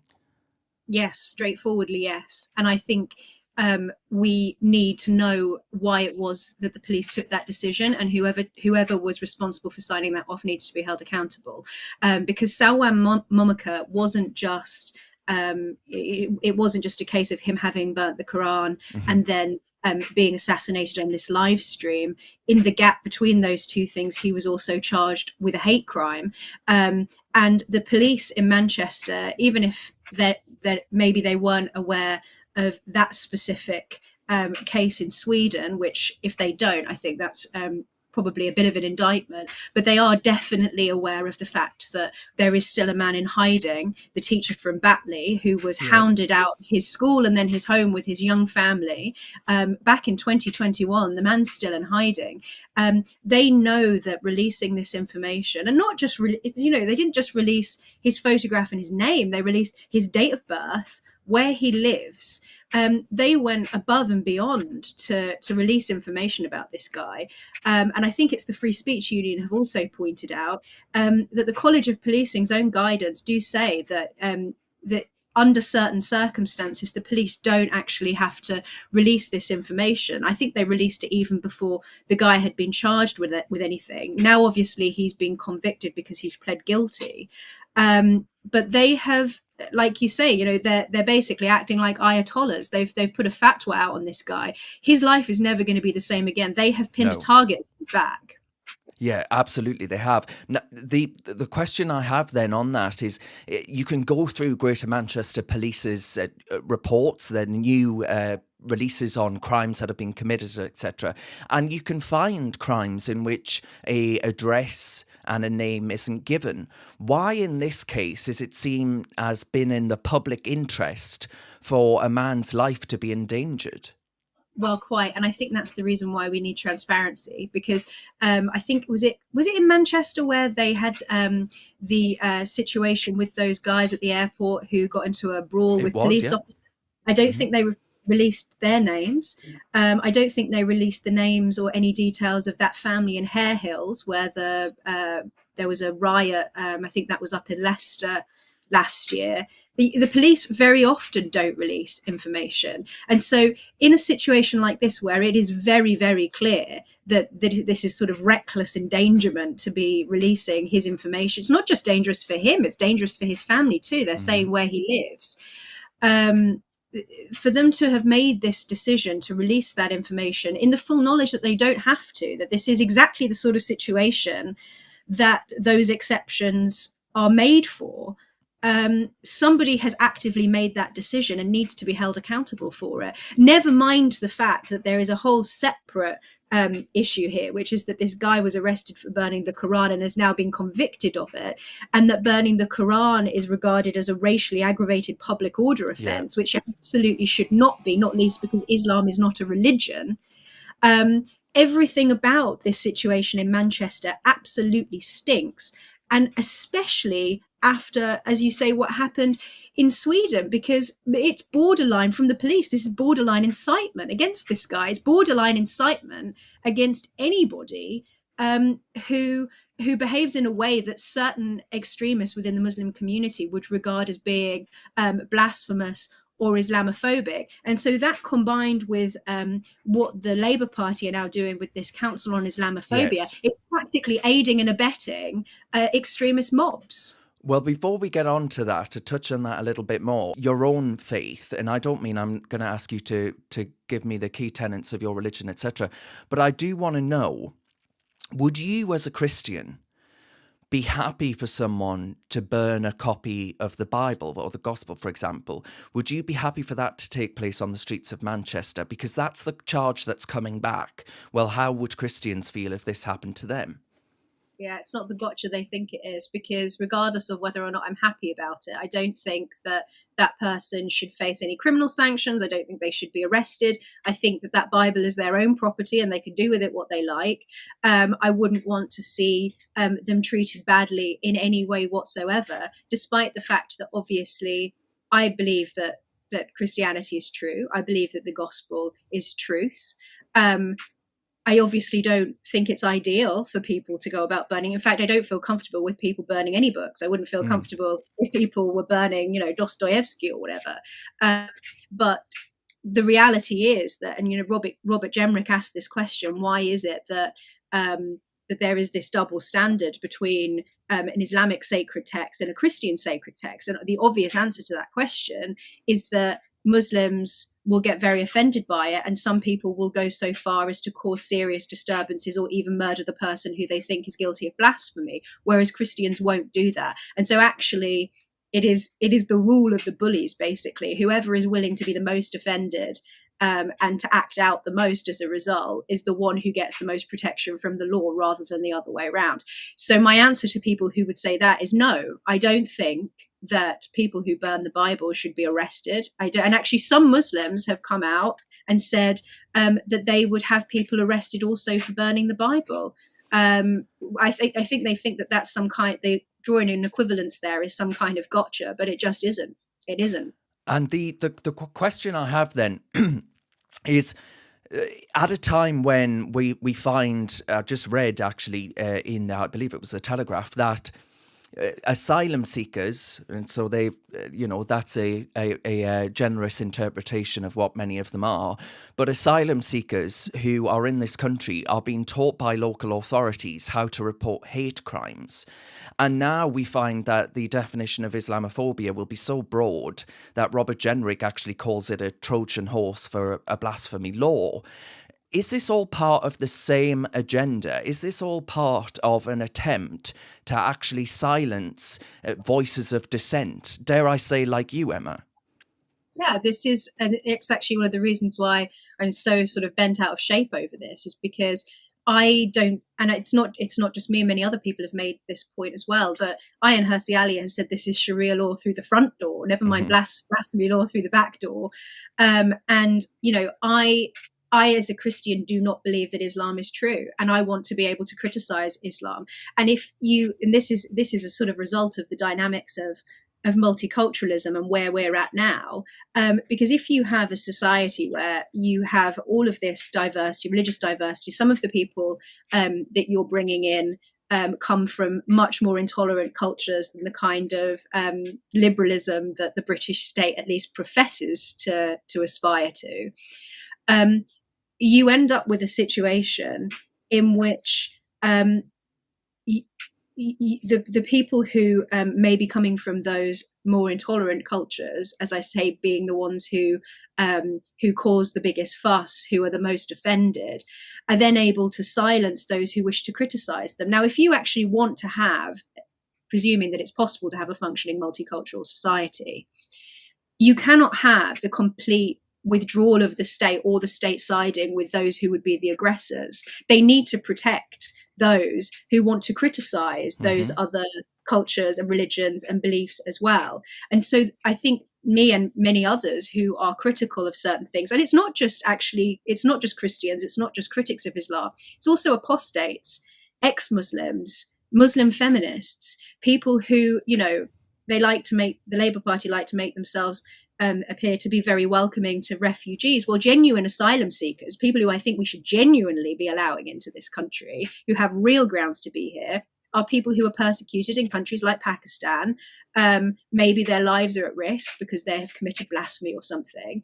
And now if they were to come here, they would just be arrested just the same and treated appallingly because the state sides with those who would want to enforce blasphemy laws. So I really don't think that it is possible for us to overstate how dangerous this is, and not least because, as you mentioned, Dominic Grieve is going to be chairing this council that Angela Rayner has put together.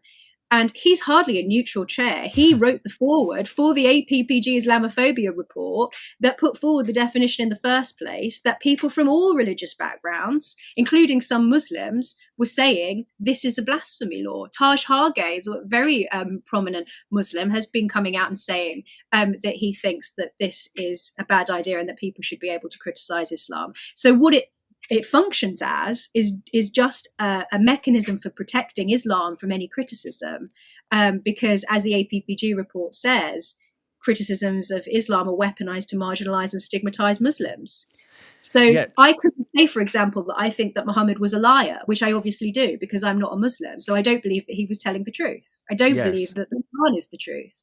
And they would say I'm being Islamophobic by saying that. Yes, so would you be Islamophobic if you mentioned Asia, for example, as not the continent, as in the girl that Muhammad was, as the story goes, what was she, 9 years old? Well, that's a very good example because the APPG report actually does specifically say, as an example, along with grooming gangs, along with saying that Islam was spread by the sword, says that saying that Muhammad is a paedophile is Islamophobic. But then what do you do if, say, you wanted to have a public discussion of the particular hadith where it says that Muhammad married Aisha when she was, I think it was 6, and then consummated the marriage at 9. So can you have a conversation about that? I mean, people, I think, would feel uncomfortable even now before there are any laws in place, would feel uncomfortable mentioning that because they would think somebody's going to accuse me of Islamophobia. Well, exactly. So it's not a chilling effect. This is an ice age for speech, right? This is what this would mean. We're already in the ice age. Yes. Yeah. And this all this Islamophobia, formal definition of Islamophobia would do, because remember, the Labour Party's already adopted this as a party, even if it's not the law of the country. All this would do is make that concrete. It would make it so that, and as this guy who burnt the Quran up in Manchester, he seems to have made it quite clear that he was doing this as an act of protest. The intention behind it wasn't any racially aggravated public order offence. It was just because somebody might feel that insulted by it, as the victim statement said from the passerby, gave his victim statement saying that this broke his heart and he's never felt so emotional about anything. Well, surely the thing to do is to say, well, actually, in a civilized society, how you feel about somebody else's legitimate actions, how you feel about somebody else's act of protest, is sort of besides the point. Well, That's not an issue for the state to protect you. And then you have the judge coming out and saying, we're a tolerant society, but we don't tolerate this. So the judge is effectively saying, the only thing that we tolerate in this society is intolerance. Intolerance towards the person who's doing the act of protest because someone is offended because it's their sacred text. It's baffling. It is, and the permanently offended are enabled and given tools to use in this battle. And the one example I picked up on was this Qari Asim, who one of the figures of the this proposed Islamophobia council is this man, and he's an imam that was actually sacked by the Conservatives in 2022, the Conservative government, for backing the banning of a film on Islamic history. Now, Labour reportedly at least want him advising them on freedom of expression. That in and of itself is really quite revealing, because if he is influencing the official definition of Islamophobia in law, how can we possibly expect legal protections for free speech and philosophically held beliefs, even under the Equality Act, to be protected? Because Labour are saying that this is about protecting Muslims from hate, but it isn't. This is about protecting Muslims from what I would argue is perfectly reasonable, rational criticism. It's a perfect example because it shows the impossible crossfire that this creates. Because in that case, I think that film was a Shia film, and was regarded as beyond the pale by the Sunni community. And so, actually, this is the problem with the censorship that arises from multiculturalism. That in order to manage multiculturalism, you have to silence certain people, and inevitably you end up taking sides, and usually that is going to be the side of the person who is most forthright, probably the aggressor, the person who bullies the most, who screams the loudest, who threatens the most consequences. And so it's those minorities within minorities, whether they're gay people, apostates, Muslim women, dissidents, critics, dissenters within the community, or even between communities. So if it's the Shia or the Ahmadiyya community, those accusations of Islamophobia, which are another way of saying blasphemy, can be, there can be a crossfire even within the Muslim community, because some Muslims don't regard the Ahmadiyya as being within the Muslim community. And so whose side does the state take? The Ahmadiyya's side because they identify themselves as Muslim, or do they side with those who would exclude them from the community? So you end up with this complete mess where the state has to take sides, and therefore the state has to privilege as official in some way probably the ideas of those who have appointed themselves. And so this example of Qari Asim is a very good one. Because that's an example of basically an Islamophobia dispute within the Muslim community that also relates to freedom of expression in terms of what the British public can see at large, because this is effectively a blasphemy law that would be imposed on the whole of the British public. So what I would say about this council is that even with the little information that we have now, it is very clear that it's a stitch-up. It's rigged. We know which way this is going. 100%. It's some version of the APPG definition and Islamophobia. And if you remember also, the Labour MP stood up in Parliament and said he wanted a blasphemy law for all of the Abrahamic faiths, never mind the fact that's impossible because all of the Abrahamic faiths blaspheme against each other. I think it's offensive to say that Jesus Christ was just a prophet rather than the Son of God. And I'm sure that they would think that I am blaspheming because I think that Jesus Christ is the Son of God rather than a prophet.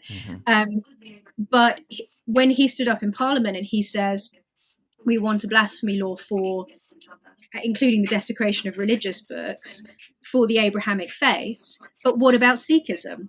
Many Sikhs were concerned about the Islamophobia definition because some of the aspects of their own faith, because of its history, would get caught up in this definition of Islamophobia. So then the definition of Islamophobia would be what? Persecuting those of the Sikh faith? It's unworkable, but you can see how it is the road to tyranny. It's the road to people not being able to criticise the more extreme end, especially of Islamism, which is why I think Richard Walton, the former counterterrorism chief, said that this would hamper our ability to do counterterrorism. Oh yeah, I mean the police's ability to actually enforce the law and to look into issues. This with the grooming gang scandal wasn't investigated because of political correctness. Imagine the sheer scale of people being scared to act on what is blatant extremism because of the fact that they're scared they'll fall foul of these new hate speech rules. We're a country where we banged up people after the July protests because of the fact that they had posted things online. European governments are cracking down on this. Canada's cracking down on this. Britain is very much on the same path, if not the world leader. Is this just a soft theocracy? Because, I mean, someone I would have loved to see you talk to, actually, would have been Christopher Hitchens, for obvious reasons. Now, he warned that back in 2009, and probably even before that Islamophobia would be used to silence criticism of a very extreme and absolutist ideology. Are we actually now living in the exact world that he predicted? Do you think if Christopher Hitchens could be brought back from the dead now, or maybe when we meet him in another life, he'll say, I told you? Yeah, completely. I mean, this has been going on now for so many decades. We have repeatedly, time and time again, emboldened those who have tried to impose blasphemy laws in Europe, whether it was the Danish cartoon affair, whether it was Charlie Hebdo, whether it even the murder of Theo van Gogh. I know one of the people who's been commenting a lot on this has been Ayaan Hirsi Ali, who was a friend of his, and then she left and went to the United States from the Netherlands. It's too dangerous for her to be in Europe.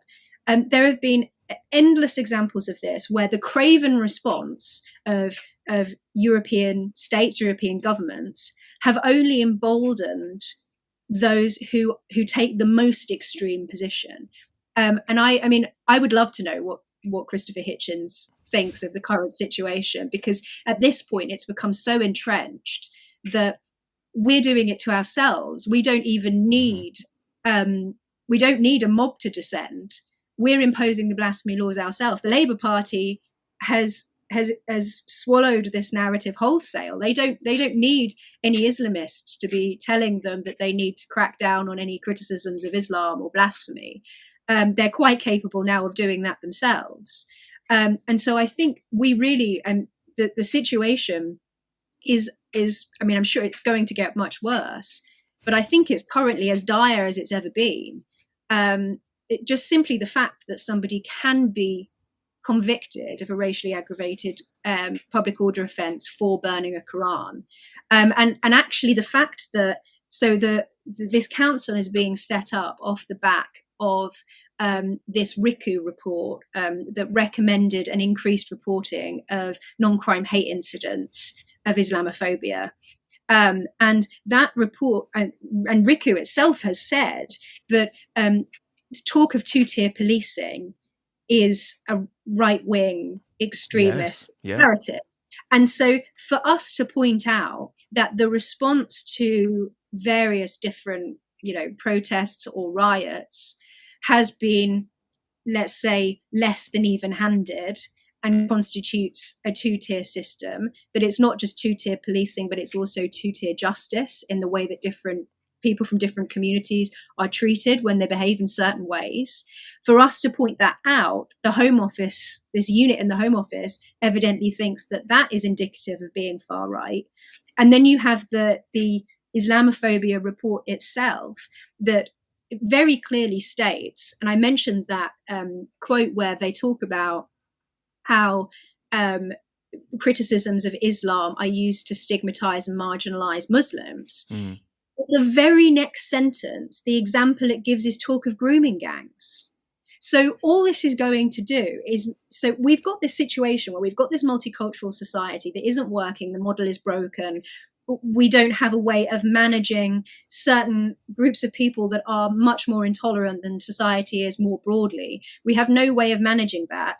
And then what the government is going to do is impose something and further an agenda that is only going to make it completely impossible to deal with any of those problems.